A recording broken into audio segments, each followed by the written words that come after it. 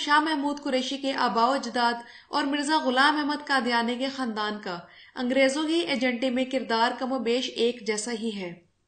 ان دونوں خاندانوں نے برصغیر میں انگریزوں کے خلاف مسلم مزاحمت کو کچلنے اور انگریزوں کا تسلط مضبوط کرنے میں ہر مدد فراہم کی، اور جبکہ ان میں سے ایک خاندان آج بھی گدی نشین اور سیاست دان بن کر ہم پر مسلط ہے، جبکہ دوسرے خاندان سے ایک کذاب نبی نے جنم لیا اور اس کی باقیات بھی آج تک ہم پر مرزائیوں کے صورت میں مسلط ہیں۔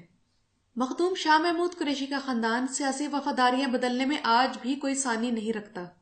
آخر کیوں یہ ہر بار صلیب کے ساتھ ہی ہوتے ہیں، چاہے وہ برطانوی صلیب ہو یا امریکی؟ بہرحال کبھی ان کی ایسی تصویریں سامنے آتی ہیں جس میں اپنی یہ مریدنیوں کے سر پر دست شفقت رکھتے ہیں، اور کبھی سر سے شرم و حیا اتار کر اسلام اور پاکستان کے دشمن شراب کے نشے میں بدمست ہنری کلنٹن کے ساتھ سر سے سر جوڑے عاشقانہ مزاج دکھا کر ہمارے سر شرم سے جھکا دیتے ہیں۔ صرف پاکستانی پریس ہی نہیں بلکہ مغربی پریس میں بھی بے شمار ایسی تصاویر شائع ہو چکی ہیں کہ موصوف کو یورپی دوروں میں اکثر شراب کی محفلوں میں جام لہراتے دیکھا جا رہا ہے۔ گریفن پنجاب شفٹس لاہور 1909 سے حاصل کردہ ریکارڈ کے مطابق سید یوسف رضا گیلانی کے بزرگ سید نور شاہ گیلانی کو انگریز سرکار نے ان کی خدمات کے بدلے میں 300 روپے خلعت اور سند عطا کی تھی۔ اب جو حوالہ سابق وزیر اعظم گیلانی کا ہے وہی چودھری نثار علی خان کے اجداد چودھری شیر خان کا ہے۔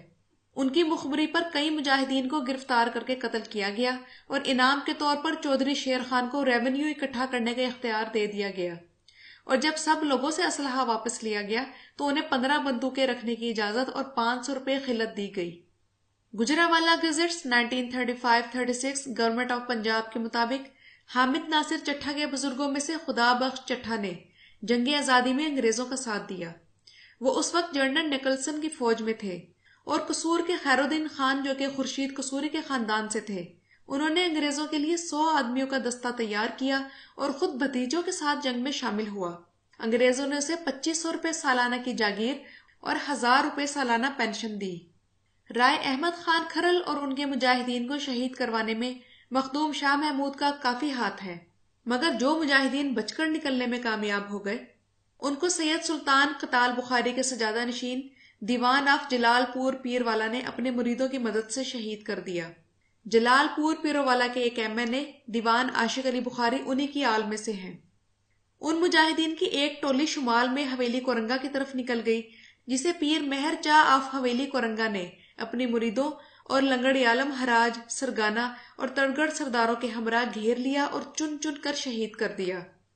یہی پیر مہر شاہ آف حویلی کورنگا سید فخر امام کے پردادے کا سگا بھائی تھا۔ اسے اس قتل عام میں فی مجاہد شہید کرنے پر 20 روپے نقد انعام اور ایک مربع راضی عطا کی گئی۔ ہندوستان میں مسلمانوں کی جنگ آزادی کے دوران ملتان میں آباد پٹھان قبیلے کے گردیزی خاندان نے انگریز سرکار کا بھرپور ساتھ دیا، لہٰذا انگریز سرکار نے ان کی مدد کے صلے میں انہیں جاگیریں عطا کی۔ خان گڑھ میں آباد پٹھان قبیلے کے نواب زادگان کے جد امجد اللہ داد خان نے انگریزوں کے خلاف تحریک چلانے والوں کو کچلنے میں انگریزوں کا بھرپور ساتھ دیا، لہٰذا انگریز سرکار نے اس خدمت کے بدلے میں اسے 2 بار خصوصی خلعت دی اور انعام میں جاگیریں عطا کی۔ پاکستان کے نامور مرحوم سیاستدان نواب زادہ نصر اللہ انہی کی اولاد میں سے تھے۔ قصور میں آباد پٹھان قبیلے ممدوٹ نے انگریز کا بھرپور ساتھ دیا، چنانچہ اس خاندان کو قیمتی جاگیر، عہدے اور منصب دیے گئے۔ عیسیٰ خیل میں آباد پٹھان قبیلے کے نیازیوں نے انگریز کا بھرپور ساتھ دیا، چنانچہ اس خاندان کو قیمتی جاگیر، عہدے اور منصب دیے گئے۔ راجن پور میں آباد بلوچ قبیلے مزاری کے سردار امام بخش مزاری نے کھل کر انگریزوں کا ساتھ دیا، لہٰذا انگریز سرکار نے انگریز کی مدد کرنے کے صلے میں اسے سر کا خطاب دیا اور جاگیریں عطا کی۔ راجن پور میں آباد بلوچ قبیلے دریشک کے سربراہ بجاران خان دریشک نے انگریزوں کے خلاف تحریک چلانے والوں کے خلاف لڑنے کے لیے دریشکوں کا ایک خصوصی دستہ انگریزوں کے پاس بھیجا، لہٰذا انگریز سرکار نے اپنی مدد کے صلے میں دریشکوں کو جاگیریں عطا کی۔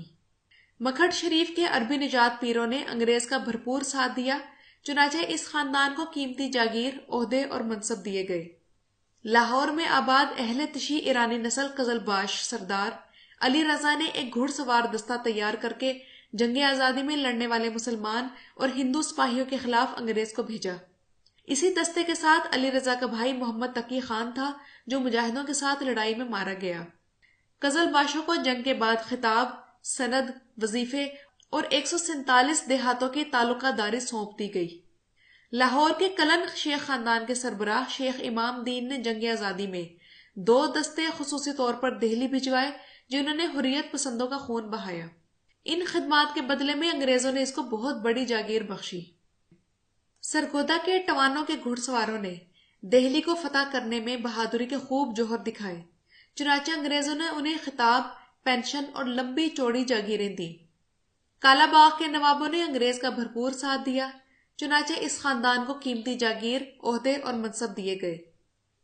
جنگ کے سیال سردار بھی کسی سے پیچھے نہ رہے، انہوں نے بھی انگریز فوج کی مدد کے لیے ایک فوج بھیجی جس پر انہیں جاگیریں اور خلعتیں ملی۔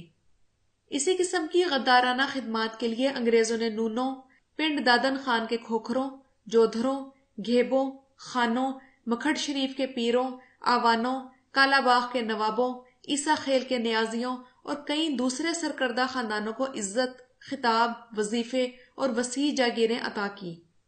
اور ناظرین کرام، بات یہی تک ختم نہیں ہوتی۔ برِ صغیر میں قدم جمانے کے لیے انگریزوں نے یہاں کے وڈیروں، جاگیرداروں، نوابوں، شہزادوں، سول، پولیس اور آرمی سروس کے ممبران پر مسلسل نوازشات کے ذریعے وفاداری یقینی بنائی۔ اس کا نتیجہ یہ نکلا کہ انگریزوں کے منظور نظر یہ افراد ایک تو عوام کو قابو میں رکھتے تھے، پھر انگریزوں نے ان لوگوں کو یہ ترغیب دی کہ یہ اپنے بچوں کو پڑھائیں، کیونکہ یہ لوگ ایک طویل عرصے سے انگریزوں کی خدمت بھی سر انجام دے رہے تھے اور وفاداری کے لحاظ سے بھی قابل اعتماد تھے۔ اس لیے انگریزوں نے ان کے بچوں کے لیے خصوصی تعلیم کا بندوبست کیا اور ان کے لیے چیفز کالج جیسے کئی ایلیٹ تعلیمی ادارے کھولے۔ ملٹری اور کیڈٹ کالجز اسی دور میں متعارف کرائے گئے اور ان ایلیٹ تعلیمی اداروں میں سرداروں، جاگیرداروں اور نوابوں وغیرہ کے بچوں کو مفت تعلیم دی جاتی تھی، بلکہ انہیں چھوٹی ہی عمر میں ان اداروں کے نرسری برانچز میں داخل کیا جاتا جہاں انگریز آیائیں ان کی تربیت کرتی۔ بلوچ سرداروں میں مری، بگٹی، مزاری اور دیگر اہم قبائل کے بچوں کو بچپن میں ہی داخل کر دیا جاتا تھا۔ شیر محمد مری، محمد اکبر خان بگٹی، میر بلخ شیر مزاری اور میر شیر بار خان مزاری وغیرہ کو اسی پالیسی کے تحت تعلیم دی گئی، بلکہ انہیں اعلیٰ تعلیم کے لیے انگلینڈ بھی بھیجا گیا۔ ایسے لوگوں کو تعلیم دینے سے انگریزوں کو 2 اہم فائدے ہوئے۔ ایک تو ان لوگوں نے انگریزی پرچم اپنے اپنے علاقوں میں بلند رکھا اور انگریزوں کو کسی قسم کی بغاوت کا خطرہ نہ رہا۔ دوسرا فائدہ یہ ہوا کہ اس دور میں تحریک آزادی زور پکڑ رہی تھی اور یہ لوگ تحریک آزادی کے سخت مخالف تھے، مگر انگریزی اسکولوں کے تعلیم یافتہ یہ نواب زدگان انگریزوں کا آخری سہارا تھے، اور انگریزوں نے بڑی چالاکی کے ساتھ انہیں تحریک آزادی کے سرکردہ رہنماؤں میں شامل کر دیا۔ ناظرین کرام، آپ لوگوں کو یاد ہوگا کہ پاکستان بننے کے بعد قائد اعظم نے یہ فرمایا تھا کہ میری جیب میں صرف کھوٹے سکے ہیں، تو قائد اعظم کے کھوٹے سکوں سے مراد یہی نواب جاگیردار خاندان تھے جنہیں انگریز نے بڑی چالاکی کے ساتھ مسلم لیگ میں شامل کروایا۔